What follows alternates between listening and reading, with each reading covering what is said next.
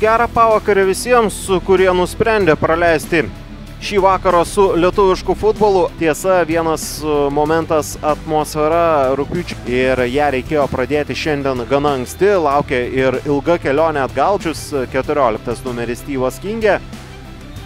4 minutė įpusėjo. Pakankamai arti kamuolys šalia baudos aikštelės. Geras perdamas ir 1-0, 4 minutę Styvas Kingė muša įvartį ir tai nėra geras ženklas Mažeikių komandai.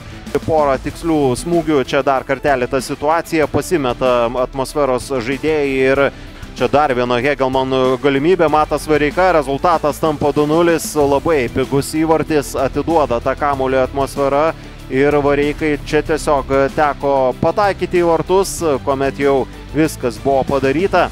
Leo Ribeiro, Adomas Mika tos patirties A lygoje turi į valias.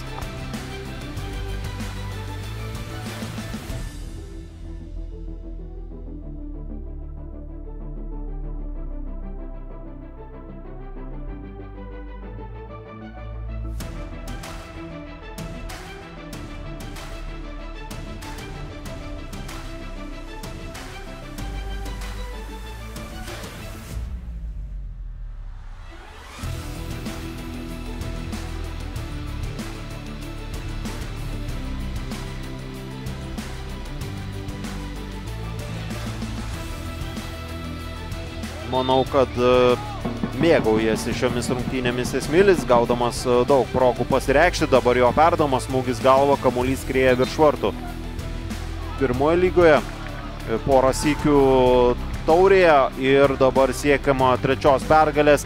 Ant tų žodžių mušamas ir 3 įvartis. Artiomas Ščedra, atrodo, Esmilis Kaušinis. Jo perdamas, kamuolys nueina iki Mato Vareikos ir kamuolys vartose. 3 rezultatyvus Esmilio perdamas.